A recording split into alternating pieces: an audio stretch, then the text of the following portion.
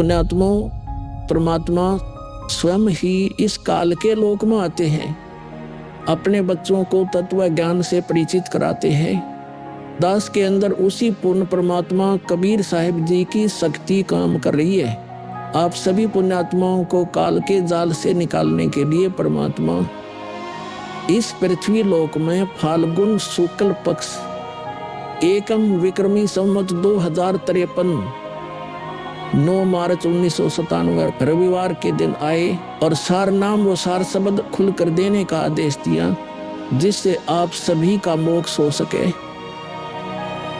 इसके बाद इस आध्यात्मिक ज्ञान के प्रचार प्रसार में बहुत तेजी आई और आज आप सभी पुण्यात्माओं को अपने निज घर की और परमात्मा की पहचान हो पाई। 600 साल पहले परमात्मा को ना पहचान कर हम काल के जाल में धोखे से रह गए थे। अब की बार दास को आम संत समझकर धोखा मत खा जाना।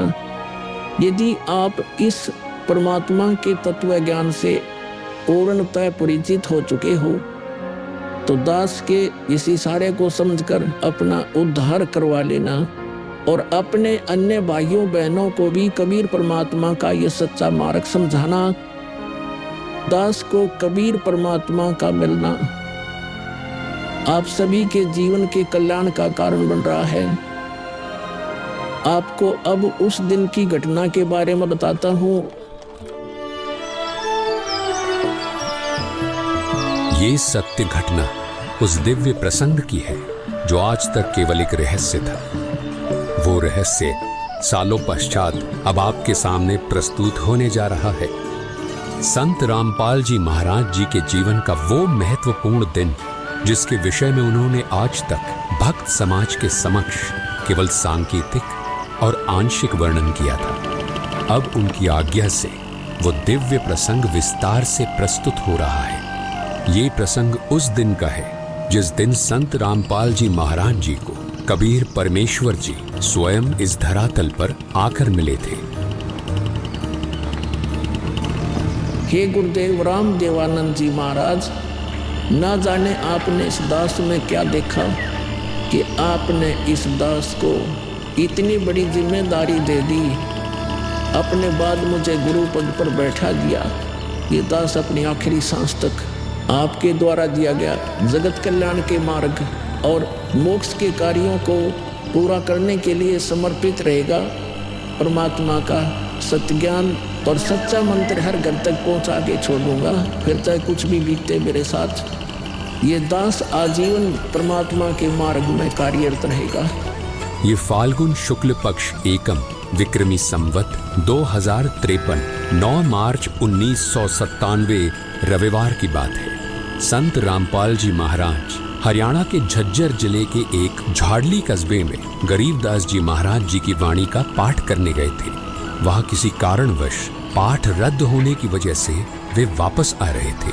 वहां से लौटते समय संत रामपाल जी महाराज कबीर परमात्मा की याद में मग्न अपने दुपहिए वाहन पर सवार वापस लौट रहे थे। संत रामपाल जी महाराज स्कूटर को रास्ते में एक चाय की दुकान के पास रोक देते हैं। राम राम महाराज जी। राम राम भगत जी। महाराज जी चाय समोसा लगा दूं? हाँ भगत जी लगा दीजिए।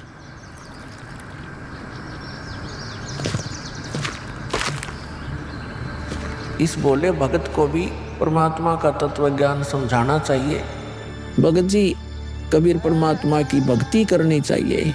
मनुष्य जीवन हमें सिर्फ इसीलिए मिलता है। मानुष जन्म दुर्लभ है ये नलन बोरे, जैसे तरवर से पत्ता टूट गिरे वो बोर न लगता डोरी। भगत जी, इस काल लोक का कोई भरोसा नहीं है, न जाने कब किस पर क्या बिजली गिर जाए। इसलिए कहता हूँ आपको कि कबीर परमात्मा से जुड़ जाओ, नाम दीक्षा लेकर अपना कल्याण करवा लो। वो कबीर परमात्मा यह भी आपकी और आपके परिवार की रक्षा करेगा और मृत्यु के बाद सीधा मोक्ष को प्राप्त कर जाओगे। ठीक कहते हो महाराज जी।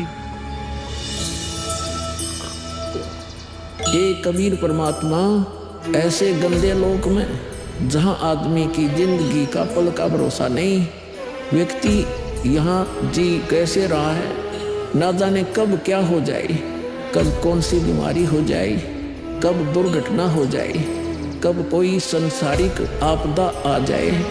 दाता, आपकी भक्ति के बिना यहाँ किसी को ना सुख मिल सकता है और न ही मोक्ष।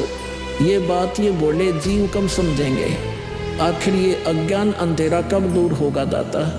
आप ही दया करेंगे कबीर परमेश्वर। ये बोले जीव तो अपना जीवन आपकी भक्ति के बिना व्यर्थ ही कर रहे हैं। चाय पीने के बाद संत रामपाल जी महाराज मातन हिल की तरफ निकल पड़ते हैं। बिन उपदेश अचंभ है, क्यों जीवत है प्राण, और भक्ति बिना का ठोर है, ये नर नहीं पाषाण।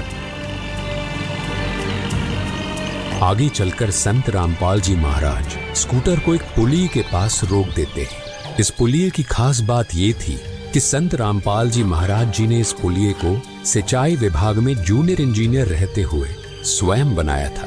क्योंकि यह पूरा क्षेत्र जंगल नुमा था, इसलिए संत रामपाल जी महाराज जी को इस पुलिये पर बैठना बहुत अच्छा लगता था और नौकरी के दौरान वो इस पुलिये पर बैठकर परमात्मा की याद में खो जाया करते थे। हे दयालु कबीर परमात्मा, आप जी हम नीचों के लिए 600 वर्ष पहले एक धानक रूप धारण कर इस गंदे लोक में 120 वर्ष तक रहे। आप जी को गर्म तेल के कढ़ाई में डाला गया, खूनी हाथी से मरवाने की कोशिश की गई, दरिया में डुबोकर मारने की कोशिश की गई। आप जी को बदनाम करने हेतु झूठी चिट्ठी डाली गई। आपके साथ कितने जुल्म ढाए गए, फिर भी हे दयालु कबीर परमात्मा, आपने क्या कुछ नहीं किया। अपनी सतलोक से बिछुड़ी आत्मा को अपनी शरण में लेने के लिए, इस तत्व ज्ञान को सब जीवों तक पहुंचाने के लिए।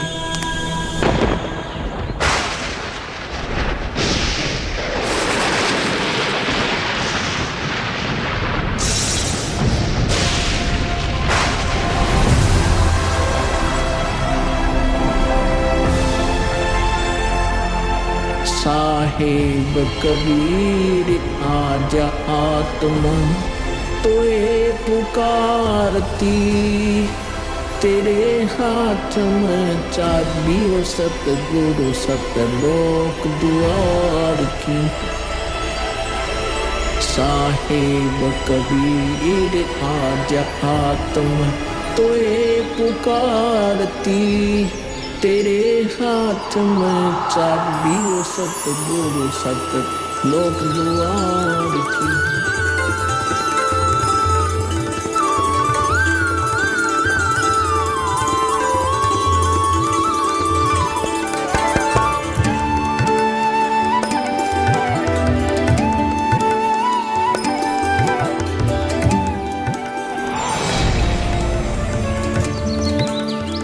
राम राम भगत जी। राम राम। आओ भगत जी बैठिए, खड़े क्यों हो? संत रामपाल जी महाराज अपने परने को पुलिया की दीवार पर बिछा देते हैं और महात्मा जी से बैठने का आग्रह करते हैं। कहाँ से आए हो बेटा, क्या करते हो? भगत जी, वैसे तो मेरा गांव धनाना है, जिला सोनीपत में पड़ता है। अब एक छोटा सा मकान बनाकर रोहतक में रहता हूँ। जूनियर इंजीनियर था, लेकिन अब नौकरी छोड़ दी है। बेटा, तेरे धनाना और रोहतक वाले घर के बारे में तो मैं अच्छी तरह से जानता हूँ और यह भी जानता हूँ कि तेरे 2 पुत्र और 2 पुत्री हैं। मैं तो यह पूछ रहा था कि इस जन्म से पहले तेरा घर कहाँ था? अरे, इन महात्मा जी को मेरे बारे में इतना कैसे पता है? महात्मा जी, जन्म से पहले हम सतलोक में थे, वही हमारा घर था। लगता है ये भगत जी राधा स्वामी पंथ के अनुयायी हैं। इनको सत्य का ज्ञान कराना चाहिए। मेरे गुरुजी स्वामी रामदेवानंद जी हैं। मेरे भगवान कबीर देव जी सृष्टि के रचनहार हैं, वही सतपुरुष है। कुछ पंथ वाले सतलोक के विषय में तो बताते हैं, लेकिन वे सतपुरुष को निराकार बताते हैं, जो कि बिल्कुल झूठ है। भक्त जी, मैं स्वयं संत गरीबदास जी के पंथ से जुड़ा हूँ। संत गरीबदास जी गांव छुड़ानी जिला झज्जर वाले थे और उनको 10 वर्ष की उम्र में कबीर परमात्मा जी जिंदा महात्मा के रूप में मिले थे। उसके बाद कबीर परमात्मा जी गरीबदास जी की आत्मा को अपने साथ सतलोक ले गए थे और वहाँ की सारी व्यवस्था दिखाकर उन्हें इस धरती पर वापस छोड़ा था। फिर उन्हीं बालक गरीबदास ने सतलोक के बारे में बताया कि ऊपर सतलोक है, वहाँ सारी सुख सुविधा उपलब्ध हैं, सदाबहार बाग हैं, नर नारी की सृष्टि है। वहीं पर एक गुम्मट युक्त महल में कबीर परमात्मा जी सिंहासन पर बैठे हुए हैं और वहीं से कबीर परमात्मा जी इस सृष्टि को चला रहे हैं। हम सब वहीं रहा करते थे, वही हमने जाना है। जो सतलोक में केवल प्रकाश ही प्रकाश बताते हैं उनका ज्ञान गलत है, वे मोक्ष प्राप्त नहीं कर सकते। भक्त जी उस बालक गरीबदास ने वाणियों के माध्यम से बताया है कि गरीब अनंत कोटि ब्रह्मांड का एक रति नहीं भार, सतगुरु पुरुष कबीर हैं कुल के सिरजनहार। कौन कबीर? हम सुल्तानी नानक तारे दादू को उपदेश दिया, जाति जुलाहा भेद नहीं पाया, काशी माहे कबीर हुआ। बहुत आनंदित करने वाली बातें करते हो, और बताओ कुछ। इन्हें अपना ज्ञान अधूरा लग रहा है, हो सकता है ये नाम दीक्षा लेकर परमात्मा से जुड़ जाए। भक्त जी अगर आपको अपना कल्याण करवाना है तो एक ही तरीका है, नाम दीक्षा। मेरे पूज्य गुरुजी ने मुझे नाम दीक्षा देने का आदेश दे रखा है। मैंने अपना घर और नौकरी छोड़ दी है, अब गुरुदेव जी की ही आज्ञा अनुसार प्रचार और दीक्षा देने का पवित्र कार्य कर रहा हूँ। बेटा, क्या तुम्हारे गुरु जी ने तुम्हें सारनाम और सार शब्द देने का भी आदेश दिया है? इन्हें कैसे पता सारनाम सार शब्द के बारे में? गुरुदेव की आज्ञा थी कि अभी सारनाम को सार्वजनिक नहीं करना है। उन्होंने कहा था कि मुझे स्वयं परमेश्वर कबीर जी मिलेंगे और वही मुझे सारनाम को सार्वजनिक करने का सही समय बताएंगे। तब तक यह सारनाम केवल विशेष विश्वास पात्र अनुयायियों तक सीमित रखना है। बेटा रामपाल, मैं ही सत्य पुरुष कबीर हूँ। अब वह समय आ गया है सारनाम और सार शब्द प्रदान करने का। वह भक्त जी, मैंने आपको बता दिया कि कबीर परमेश्वर मुझसे मिलने आएंगे, तो आप स्वयं ही कबीर परमेश्वर बन बैठे। मैंने अपने गुरु जी से पूछा था कि हे गुरुदेव, मैं कैसे पहचानूंगा जो मुझे मिलेंगे कि वे कबीर भगवान हैं? गुरु जी स्वामी राम देवानंद जी बोले, यह विश्वास करवाना, वो पहचान करवाना उनका काम है। तभी तो मैं बता रहा हूँ, मैं ही सत्य पुरुष कबीर हूँ। कबीर परमेश्वर जी सबको जिंदा बाबा के वेश में मिले हैं, आप तो जिंदा बाबा वाले वेश में नहीं हो। जिंदा महात्मा तो मुसलमान साधु होते हैं। मुसलमान धर्म तो अभी 1500 साल पहले ही बना है। मेरा असली वेश तो यही है जिस रूप में मैं तुम्हारे सामने खड़ा हूँ। रामपाल, तुम मेरी परम हंस आत्मा हो। जगत कल्याण के लिए मैंने ही तुझे भेजा है। अब सही समय आ गया है सार नाम और सार शब्द देने का। मैं कभी सिर पर मुकुट, कभी पगड़ी, कभी टोपी धारण कर लेता हूँ। चारों युगों में आता हूँ। सतयुग में सत सुकृत नाम से, त्रेता युग में मुनींद्र नाम से, द्वापर युग में करुणामय नाम से और कलयुग में अपने वास्तविक नाम कबीर देव यानी कबीर नाम से आता हूँ और तेरे जैसी हंस आत्माओं से मिलकर उनका भ्रम दूर करता हूँ। लेकिन अगर तुझे केवल जिंदा महात्मा के रूप में विश्वास है तो मैं तुझे अपना वो रूप भी दिखा देता हूँ। ये देख।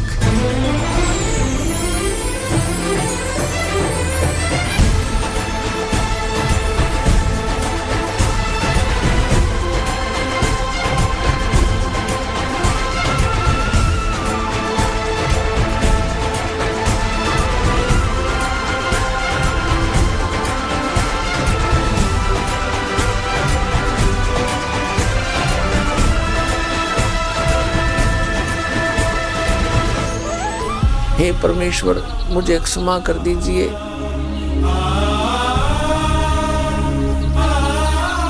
मुझसे अनजाने में गलती होगी।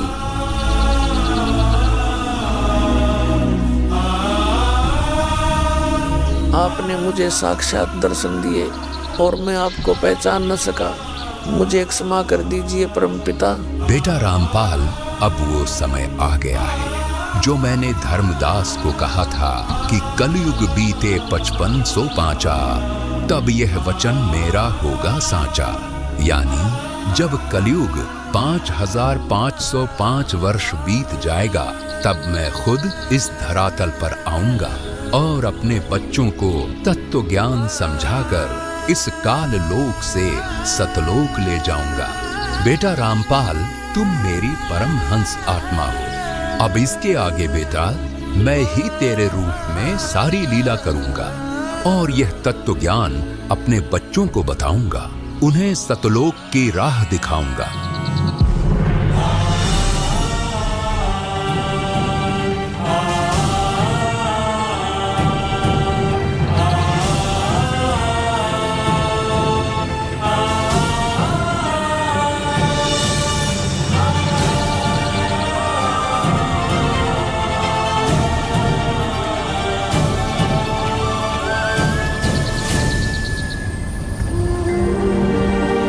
इस प्रकार कबीर परमात्मा संत रामपाल जी महाराज जी को सह शरीर सतलोक भेज देते हैं और अपनी लीला को आगे बढ़ाते हैं।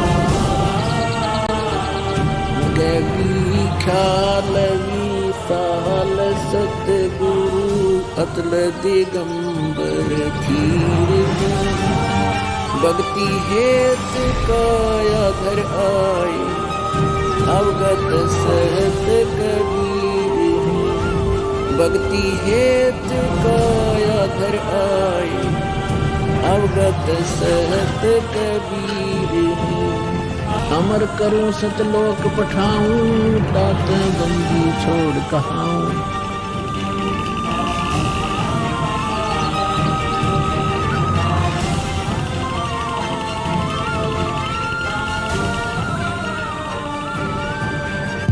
इस प्रकार कबीर परमात्मा संत रामपाल जी महाराज जी को सह शरीर सतलोक भेज देते हैं और स्वयं सर्व सृष्टि रचनहार कबीर परमात्मा संत रामपाल जी महाराज जी के रूप में संपूर्ण संसार का उद्धार करने के उद्देश्य से इस पवित्र मिशन पर निकल पड़ते हैं।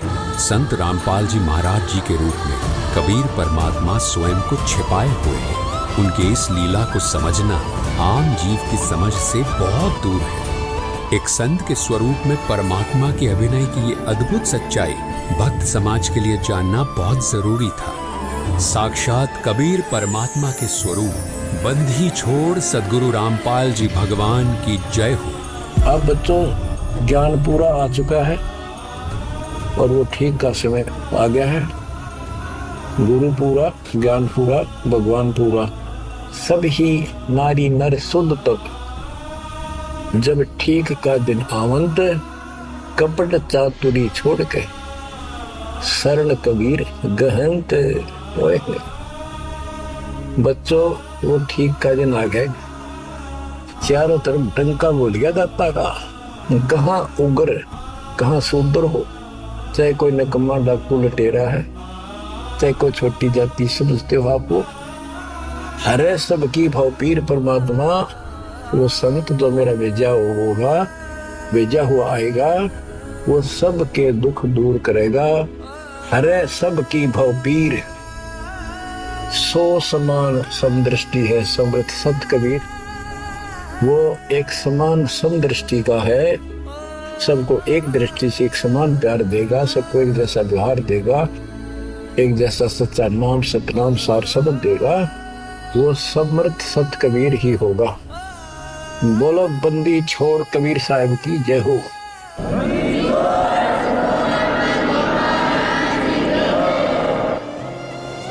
आपके मोक्ष के लिए परमात्मा ने कसर नहीं छोड़ रखी।